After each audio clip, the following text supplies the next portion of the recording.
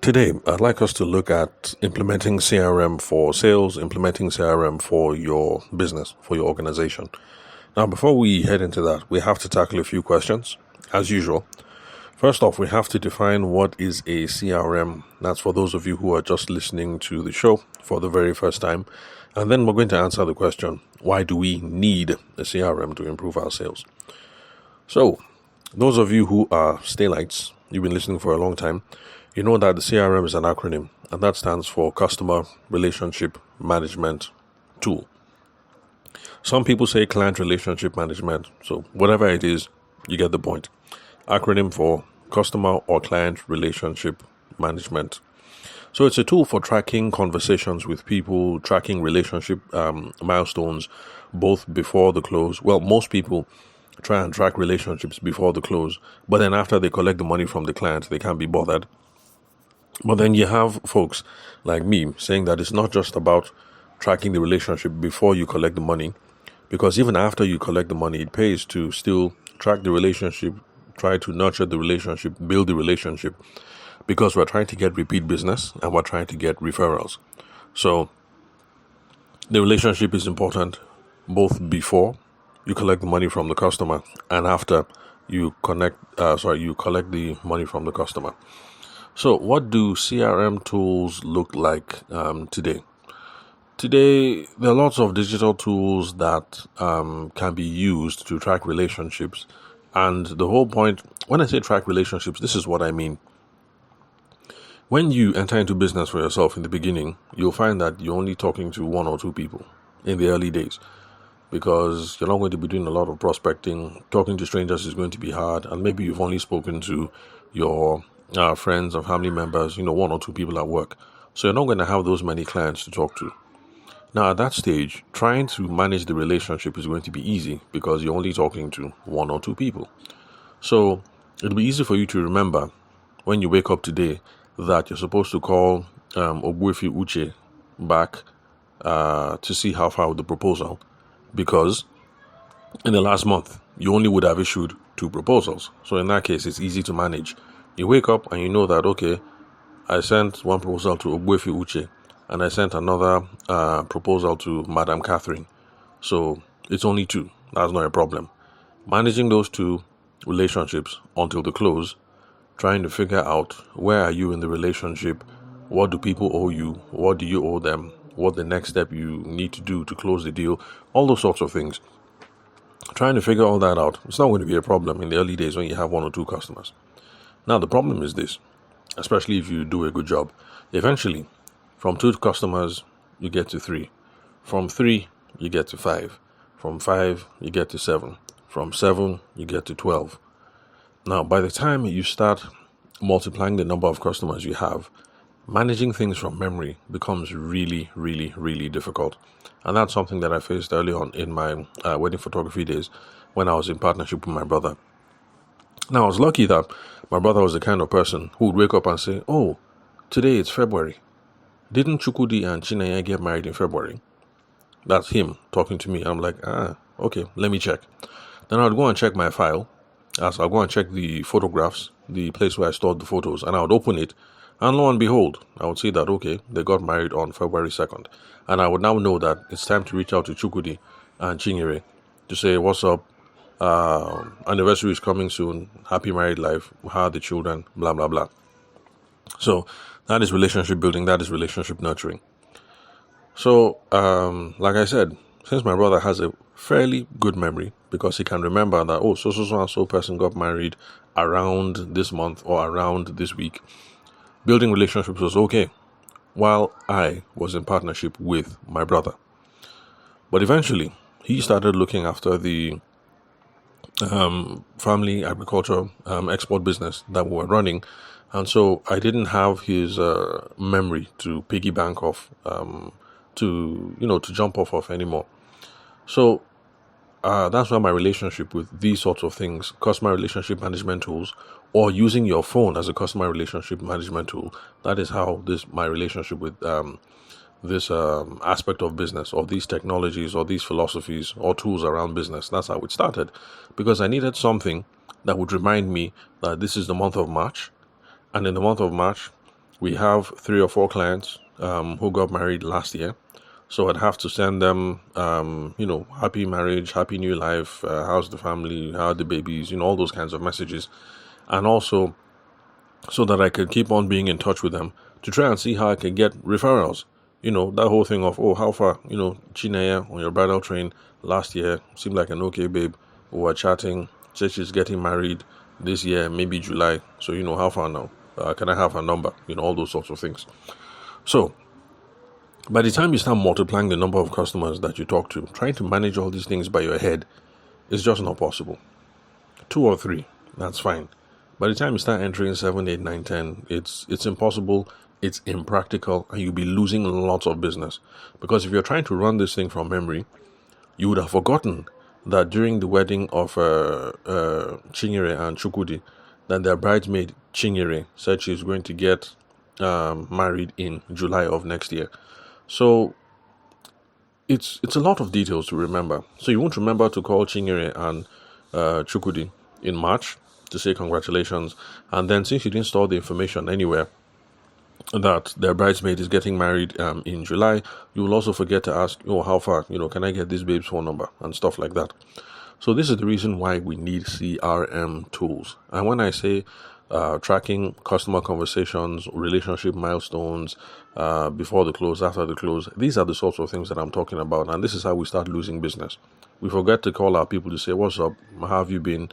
I hope your equipment is still working well. How's the marriage? How's the children? All those sorts of interactions. And because of that, we don't earn the right to be able to call them to say, hey, we just got some new products in store, 20% off. Are you interested to come and have a look? And blah, blah, blah, blah, blah. Because you can't have those kinds of conversations with people if you've not earned the right, if you've not been keeping in touch, if you've not built relationships. You just seem like spam, because the only time that people hear from you will be when you're trying to collect money from them. So this is the whole gist behind CRM tools, and this is the reason why CRM tools are absolutely necessary. Now, for those of you who've been seeing just about CRM tools online, but you didn't quite get the importance because people don't do a good job of explaining what the CRM tool is or why it's necessary, this is precisely the reason why. Because no CRM tool or poor CRM tool means that you are losing lots of deals and losing lots of business opportunities.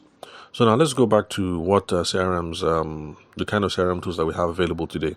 So there are lots of digital tools. Everybody knows the fancy ones. So you've heard about the fancy ones like Salesforce. What's this other one again? These people that created Inbound. These people that organize Inbound conference, what's their name again? I can't remember, but you get the gist. There are lots of foreign CRM tools. Then we have some local CRM tools. There are free ones like Odo, that's ODOO, that's a free one. App just installs easily on your phone, and you can use that. Then even for the foreign ones, there's some foreign ones that are denominated in Naira, that you pay for in Naira, like Zoho, that's ZOHO. Yeah, see that billboard in Central Business District. That's if you're based in Abuja. If you're driving next to the Ministry of Finance, at the junction just before Ministry of Finance, and I think other junction by, is it Ministry of Women's Affairs or something like that? Yeah, that road that is between Ministry of Finance and Women Affairs, you see a billboard there for Zoho, and the amount is there. That's for those of you in Abuja. I can't remember how much it is per user or per licensee or whatever. So the good thing about using the good folks like Zoho is because since it's Naira denominated, then you don't have to worry about dollar fluctuation, because for the other ones where you're paying in dollars and with how things continue, with the Nigerian economy, you can wake up and find out that you're paying, even though you paid X amount of Naira last month, the dollar equivalent has changed this month, and so the money has either gone up or gone down. Most likely has gone up. So there are free tools out there, like I said. Odo, free one. I don't think Odo is Nigerian. I'm not sure. Then Zoho, that one is also foreign as well. Now, my advice to folks who can't afford these sorts of tools is you can just use your phone, because your phone has note-taking tools, it has scheduling tools, it has calendar tools, or there are apps that you can easily download on your phone. They are actually project management tools or note-keeping tools, note-keeping apps like Trello, like Evernote, and things like that. Some people even use Microsoft Excel. But what I'm just trying to say is there are things that you can put on your phone that will ping you and remind you that now we are in the month of March, and that is the month where Chukudi and Chinyere got married. And by the way, after you wish them happy married life and how are the children, their bridesmaid, Chinonso, is getting married in July. So try and collect Chinonso's phone number because it's 3 months to the wedding. See if you can hook up something. So you can use Excel, Evernote, Trello, your calendar on your phone just to keep track of all these simple functions, and that's how you don't lose track of money. So why do you need a CRM? Okay, I've already hinted at some of that because you're trying to manage multiple relationships. In the beginning, when it's 2 or 3, it's absolutely fine, no problem. Eventually, the contacts start to multiply, and you have so many prospects that it's hard to keep track of them all. Now, if you don't have a CRM tool, you're only going to be paying attention to things that are urgent. The only things you'll be paying attention to is when you wake up in the morning and then you see a message from your client shouting that you haven't delivered this or you haven't delivered that. For those of us who used to be in the wedding photography space, we know that feeling. When you wake up in the morning, everything is cool. Next thing, ping him, you see a message from the bride, and she's like, how far with my book? You promised me you were going to have the book 3 weeks. By the time 3 weeks was done, it is now 3 weeks and 2 days. You haven't given me the book. I'm angry, and this, that. It's unprofessional, and blah, blah, blah. So, if you don't have a CRM, you're going to wake up every day and you'll be paying attention only to these things that are urgent. People shouting at you, people chasing you down, things like that. And you're not going to be proactive in chasing potential deals. You're going to forget to call the people who got married in March to say how far, and also to ask for the bridesmaid's phone number who is getting married 6 months from now. You'll forget all those things. You'll only be paying attention to things that are urgent. So CRM helps you keep things on track, helps you make more money. And for the new business person, when you're starting off fresh, CRM also helps you remember to collect your money, because it happens that, let's say for the month of July, you have 6 brides and you're able to collect 80% payment from the 6 brides. Now you're so flush with cash that you've forgotten that actually you haven't collected the 20%, on the rest of them. So CRM tools makes it easy for those sorts of things, because, a ping will just flash on your phone that 2 weeks to the wedding and the baby still owing you 200k or whatever. Okay, yes. Also, another good idea why for those of us who are starting off as self-employed people, starting off new in business, another reason why it's good to use all these invoicing apps on your phone as well, because those are also good tools that ping you, like to ping you to say you've collected 70%, 30% remaining. Should I send an email reminder? So excuse me, all those things.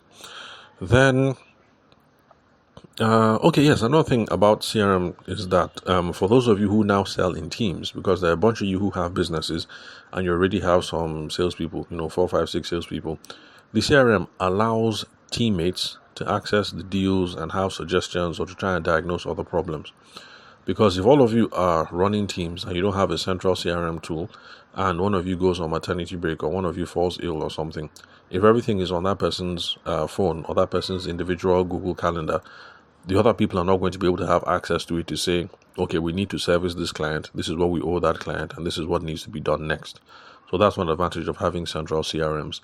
So if you travel, you go for your brother's burial, or God forbid, you go for your brother's wedding. That's what I meant to say. So you go for your brother's wedding. Somebody else can just simply check the CRM and say, oh, okay, Chineye is not here because she has gone for her brother's wedding. We need to service this client. We need to deliver this. We need to do that. This other person owes us this. They can just get it from the CRM tool. Then, let's see. Okay, then one more thing. When you have a CRM, it gets managers off your back because they can see your deal flow and they're either going to be happy with it or not. But if you've been doing your job, they're going to be happy with it because you can see deal flow and that the deals are progressing. So how do you choose a CRM for your business? It depends. There is no right CRM. It depends on a bunch of things. Your company size, the industry, and your budget. These are just some obvious examples of factors that you use to choose. And that's why I tell people that, look, all those big ones, Salesforce, and I'm still forgetting these people that organize inbound conference. I can't remember, but all these big companies, there's no need for you guys paying attention to those ones. In fact, I saw, this was sometime last year, I saw one of these online influencers in the Nigerian space was talking about not Salesforce, Chai. And hopefully I remember the name before the so excuse me. Hopefully I remember the name before I'm done with this recording today. So she was talking about using an LMS, one of the foreign LMSs, is really popular. And then she also got the babe I'm talking about is a Nigerian babe. So she got one of these LMSs, learning management systems, for her course because she sells courses. Then she also got the big CRM, and then she did one of these end of year responses, end of year videos talking about why she was canceling membership to this and to this and to that. So if you go ahead and you say you want the biggest, the brightest, and the best, and because of that you go and buy Salesforce, but really you only have a sales team of 2, and it has all this, it's expensive, and then it has all these advanced features and things like that. You're just wasting your time because you're paying hundreds of dollars per head for features that you're not using and that really don't need at this time. So it's the same thing. So that's why the babe had to cancel the membership, no, not membership, the license that she had with the LMS, Kujabi. Yes, Kujabi was what she used as her LMS, learning management system, to sell her courses. So she canceled in Kujabi because she's a Nigeria babe. It's not as if she has thousands of students that she's trying to sell accounts to and then things like that. So if you wake up and say you want to buy the greatest, the best, the whatever, you might not actually need to do that because of your business size, or because of the size of your client base, or because of the industry that you're in, or the budget that you have.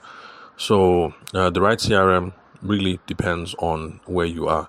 So the right CRM for somebody who is a wedding photographer and only has 2 people selling for him is not going to be the same for somebody who runs a fashion house and has 50 people selling for her. Or the other way around. Let's keep it let's do gender parity. So a wedding photographer, female, having 2 people is not the same as one guy who runs the fashion house and has 50 people selling for him. So it depends. So don't overcomplicate things. Just focus on the essential feature. What do you need? When it comes to sales automation, there's different kinds of stuff. The people who sell cars, for instance, and you have 50 or 30 cars, because we have places like that in Abuja. There's what's this guy's name? Is it Kia something Motors? Is in Central Business District. That guy's lot is massive. The guy has like, I don't know, if I'm guessing, must be like 100 cars. Then Elizade is also here in Abuja. Elizade, they're in Abuja and in Lagos. Although Elizade, I think they only sell Toyota vehicles. So the kind of automation that Elizade and Keanu that they need is different. It's plenty. It's not going to be the same if you have a simple shop where you're selling children's back to school supplies and things like that, and you have 2 salespeople that sell for you. So the kind of sales automation that you need is different. Sales automation, marketing automation, what else? The level of analytics that you need is different. So don't overcomplicate things. Just try and look for a tool that matches you where you are. Then also try and involve your team. Get buy-in from your people. Let them know that, look, before you people have been doing things anyhow, but the business is not really moving. We need things to move. We need to coordinate a couple of things, and so because of that, I'm going to buy this, and this is how we're going to start doing things. So you start having those conversations well ahead of time. You don't just drop something on people like that. It's somehow for people who have been selling one particular way, and then Monday morning they just show up and say, okay, now this is how we're going to do things. You start having the conversation small. You start easing people into it. You let the salespeople know that this is what's up, this is where we're heading, this is what we're migrating to. You let the marketing people know. You also let the customer service people know. Then you also need time to train your team on CRM functions, all the things that, how do you schedule this? How do you save people's number? How do you enter a note? How do you generate an invoice? Because some of them allow you to generate an invoice or send receipts and things like that. And this is where YouTube comes in really handy, because you'll find that no matter the CRM tool or whatever you're trying to use as a CRM tool, even for those of you who are trying to use Trello for CRM or Evernote for CRM, you can find videos on YouTube where people are talking about, this is how you do this is how you do that, this is how you make it work. So YouTube is going to be a very, very handy resource if you're trying to train your team on these sorts of things. Just get one or two links sent to them. Hopefully they'll watch it. They should watch it. Anyway, that's a topic for another day. But get the link and send it to them. Then some people talk about taking your CRM and then create a custom field, create custom workflows, and create custom reports and things like that. Yeah, you can do those things. But in my own opinion, the default options that come with any CRM system, in my own opinion, it works fine. Just start with the default. Don't worry about customizing. Start with the default. Don't start personalizing anything. It is after you use it for a few months and people start facing challenges, that is what will determine what your defaults need to be changed. By the time you use it 2-3 months and your salespeople are complaining that, Oga, this process does not work for us, this process does not work for us, you now know that, okay, change this process, tweak this process, personalize this one, change the general settings, things like that. But don't just come and start tweaking things, because if you buy the thing and you start tweaking, you find that, because these things can be quite complex and quite cool, you find that every 2 days you're changing something. So just use it. When people start complaining, that's what will determine what you need to change, which master settings you need to change, and then things like that. Then implement gradually. Start with the core functionalities. Some people want to get into everything pretty quickly, like especially that email automation, that sending automated emails from your CRM and things like that. Not a bad idea, but that's something you have to work up to. In the beginning, just make sure that your salespeople are doing the basics, recording the contact's name, storing the contact's name, scheduling activities, saying that we had meeting 1, this is what we agreed on. Next step is to send proposal. Proposal is supposed to go out February 2nd, and then you schedule that. Just basic stuff, keeping track of the conversation. Then all the fancy things. So, excuse me. So, all the fancy stuff can be done later. Let me see, what else?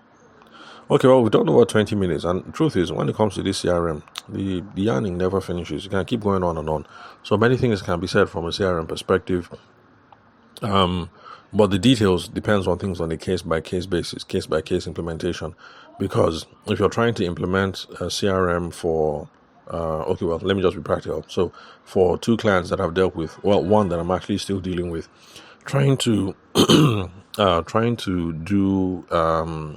handle CRM implementation for somebody who runs a fashion house and only has 2 salespeople in store is not the same as trying to do CRM for people who run a technical business with 2 people, 2 sales team in-house, and then one sales engineer that goes out and stuff like that. So it just it depends. CRM implementation different for different organizations depending on the stage that they're at.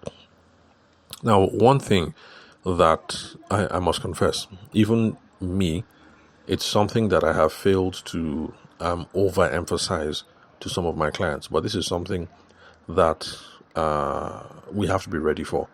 When you're getting your people on CRM, monitoring every day or every other day is going to be necessary for teams trying this out the first time. I admit I've failed here. I've not been able to set expectation for some of my clients about the level of monitoring that is required. So in the beginning, every day or every other day, you're going to have to be in there. For some mature organizations that have been using it for a while, the manager might only have to look in 1 month or maybe once a week. But in the beginning, you're going to have to be on everybody's case, because it's about habit building.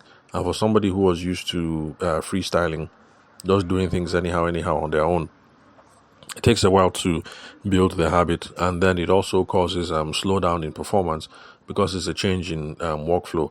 People are stopping and having to write and then things like that. So CRM implementation actually does cause some friction. Maybe it's also a cultural thing because like marketing people love tools. So you just bring the tools and marketing people will just be playing with the tools up and down and just using it anyhow. But then salespeople are a certain kind of person, and so there's always drama when it comes to CRM implementation. So if your people have been freestyling before, for CRM implementation, there's going to be plenty drama. But it's going to be worth it, especially when you look at things from a longer time frame, as then everything is going to start making sense. So almost 30 minutes. Let me just wrap it up here. So connect with me on WhatsApp. The phone number is 080-6466-2140. The country code is +234 for those of you who are not Nigerian. Also connect with me on LinkedIn. My name is Tavishima Ayede. You can get the correct spelling of my name so you can search for the right person. If you use this link where you're listening to this episode from, you'll also get my email address there. So thank you very much for your time and attention. I'll catch you guys at the next episode.